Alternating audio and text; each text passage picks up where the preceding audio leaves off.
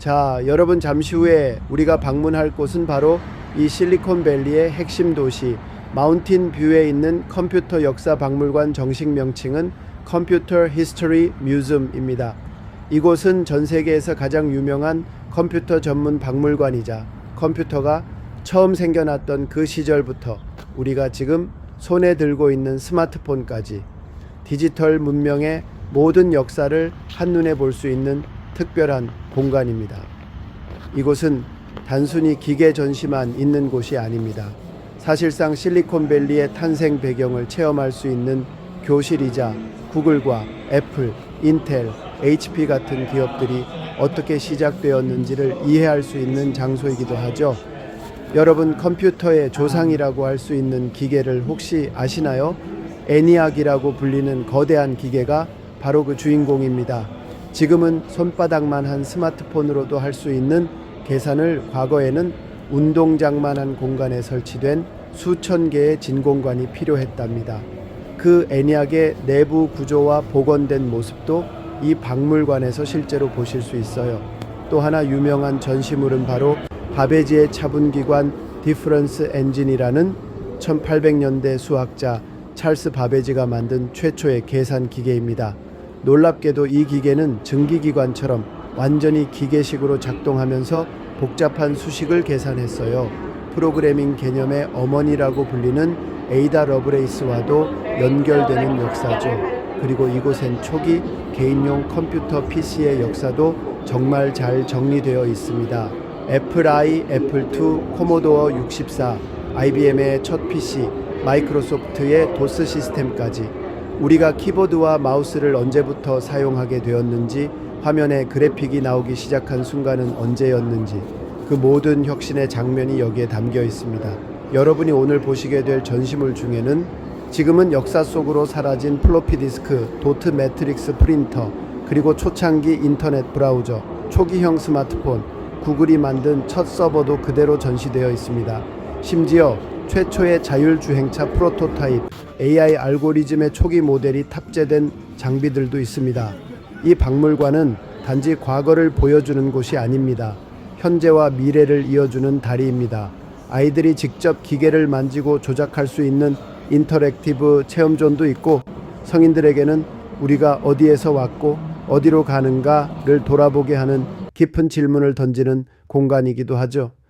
실리콘밸리라는 거대한 IT 산업의 중심에서 우리가 지금 마주하고 있는 이 컴퓨터 역사 박물관은 사람들의 창의력, 실패, 호기심, 도전이 모여 어떻게 세상을 바꾸었는지를 보여주는 살아있는 디지털 인류학의 보고입니다. 자, 이제 곧 박물관에 도착합니다. 입장하시면 자유롭게 전시를 관람하시고 궁금하신 내용은 언제든지 저에게 질문해 주세요. 그리고 기념품 가게도 놓치지 마세요. 컴퓨터 키보드 모양 열쇠고리부터 역사적인 포스터까지 아주 다양하게 준비되어 있습니다. 그럼 컴퓨터의 과거, 현재, 미래를 한눈에 만날 수 있는 이곳 컴퓨터 히스토리 뮤지엄에서 즐거운 시간 보내시길 바랍니다. 감사합니다. 안녕하세요, 여러분. 오늘 우리가 함께하고 있는 이곳은 전 세계에서 가장 혁신적인 기업들과 인재들이 모여있는 실리콘밸리입니다. 겉보기엔 평범한 주택가나 사무실 건물이지만 이 안에서 구글, 애플, 넷플릭스, 인텔, 메타, 페이스북, 엔비디아, 테슬라 같은 세계적인 기업들이 매일같이 미래를 설계하고 있습니다. 그렇다면 이 조용한 캘리포니아 땅이 어떻게 세계 기술의 심장이 되었을까요? 이야기의 시작은 스탠퍼드 대학교입니다. 1880년대 후반 캘리포니아 초대 주지사였던 릴레온드 스탠퍼드는 외아들을 병으로 잃고 큰 슬픔에 빠집니다. 그는 이렇게 결심하죠. 우리 아들은 떠났지만 캘리포니아의 모든 아이들이 배우고 성장할 수 있는 학교를 만들자. 그렇게 만들어진 대학이 바로 스탠퍼드 대학입니다. 스탠퍼드는 처음부터 동부 엘리트 교육과는 달리 실용적이고 도전적인 교육 철학을 추구했습니다. 학생들에게 단순히 이론을 가르치는 것이 아니라 직접 실험해보고 실패하고 다시 도전하라는 분위기였죠. 1930부터 40년대까지 스탠퍼드 대학에 전기공학 교수였던 프레더릭 터만은 볼 거 있습니까? 자신의 유능한 제자들이 졸업 후 동부로 네? 떠나는 것을 안타깝게 여깁니다. 그리고 그죠? 말합니다. 떠나지 말고 이 근처에서 창업해라. 내가 도와주겠다. 그의 제자 중 2명이 그의 권유를 받아 팔로알토의 한 차고에서 전자장비를 만들기 시작하는데요. 그 회사가 바로 HP, 휴렛 패커드. 이 HP의 차고는 지금도 실리콘밸리의 탄생지로 불리며 문화재로 지정돼 있습니다. 이곳이 바로 스탠퍼드의 정신이 기술 창업과 만나는 첫 시작이었죠. 그로부터 몇십 년 후 또 하나의 전환점이 찾아옵니다. 1950년대 후반 트랜지스터를 발명한 물리학자 윌리엄 쇼클리가 이 지역에 반도체 회사를 세웁니다. 하지만 독단적인 그의 스타일에 실망한 젊은 과학자 8명이 회사를 나와 따로 회사를 차립니다. 사람들은 그들을 반역자 8인방이라고 불렀습니다. 그들이 만든 회사가 바로 페어차일드 세미컨덕터, 그리고 이 회사를 통해 탄생한 기업이 바로 여러분이 잘 아시는 인텔입니다. 반도체 칩을 만들던 이들은 이 지역을 실리콘이라는 이름으로 상징하게 만들었고, 이때부터 이 지역은 실리콘밸리라는 별명을 갖게 됩니다. 시간이 흐르면서 컴퓨터 기술은 점점 일반인에게도 가까워지고 1970부터 80년대에는 쿠퍼티노라는 작은 도시에서 2 청년이 또 다른 혁신을 시작합니다. 그들의 이름은 스티브 잡스와 스티브 워즈니악. 그들이 만든 회사는 바로 애플입니다. 애플은 단순한 컴퓨터가 아닌 디자인과 사용자 경험을 바꿨고, 이후 스마트폰 시대를 연 아이폰을 탄생시키며 실리콘밸리를 또 한 번 세계의 중심으로 만들었습니다. 그 무렵 산호세와 산타클라라에는 시스코, 아도베, 이베이 같은 회사들이 자리 잡으며 인터넷과 소프트웨어의 시대가 시작되죠. 그리고 구글, 넷플릭스, 페이스북, 유튜브, 인스타그램 같은 회사들이 다시 이 지역에서 태어나거나 성장합니다. 놀라운 점은 이 기업들의 상당수가 스탠퍼드나 UC 버클리 출신 창업자들에 의해 탄생했다는 것입니다. 스탠퍼드는 그저 공부만 하는 곳이 아니라 세상을 바꾸고자 하는 젊은이들이 창업하고 실험하고 실패할 수 있는 자유의 공간이 된 거예요. 지금 우리가 지나가는 이 길, 이 도로 옆 사무실들, 겉보기엔 평범해 보일지 몰라도 그 안에서는 누군가가 오늘도 다음 세상을 바꿀 아이디어를 테스트하고 있습니다. 이곳 실리콘밸리는 단순한 산업 지대가 아니라 끊임없는 도전과 실패 속에서 탄생한 사람들의 이야기로 이루어진 공간입니다. 그리고 그 출발점에는 늘 한 가지 공통점이 있었죠. 바로 한 사람의 아이디어, 그리고 그걸 믿고 도와준 환경. 이곳이야말로 아이디어가 세상을 바꾸는 걸 현실로 보여주는 곳, 바로 여기가 실리콘밸리입니다.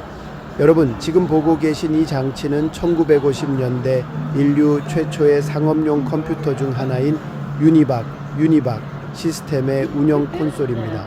당시엔 이 거대한 기계가 지금 우리가 손에 들고 있는 스마트폰보다도 훨씬 느렸지만 계산 하나를 자동으로 해낸다는 것이 얼마나 놀라운 일이었는지 모릅니다. 이 콘솔 앞에 앉은 사람은 수많은 스위치와 정우를 조작하며 데이터를 입력하고 상태를 확인했죠. 1951년 미국 인구조사국에 처음 도입되면서 정부 행정에 컴퓨터라는 개념을 처음 도입한 역사적인 순간이 바로 여기에서 시작된 겁니다. 지금의 AI도 실리콘밸리도 사실은 이 유니박처럼 투박했던 도전에서 출발했답니다. 여러분, 지금 보시는 이 거대한 기계는 제2차 세계대전 당시 미국 해군과 MIT가 함께 개발한 와일드 와인 컴퓨터 시스템의 일부입니다. 당시 이 장비는 조종사 훈련용 시뮬레이터를 위해 만들어졌는데요. 놀랍게도 아날로그 방식이 아닌 디지털 방식을 도입한 최초의 시도였습니다.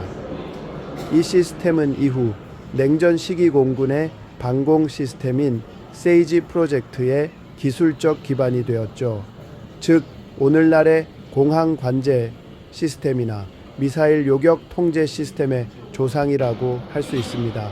특히 여기 가운데 보이는 회로 보드는 1953년에 도입된 자기 코어 메모리를 보여주며 이 기술은 1970년대까지 주요한 메모리 형태로 사용되었습니다. 당시 과학자들은 전쟁을 막고 생명을 지키기 위해 컴퓨터를 만들었고, 그렇게 만들어진 기술이 오늘날 인터넷과 AI 시대의 기초가 된 것입니다. 지금 보시는 이 장치는 냉전 시대 미국 해군이 실시간 전투 상황을 빠르게 판단하고 대응하기 위해 만든 NTDS, 해군 전술 데이터 시스템입니다.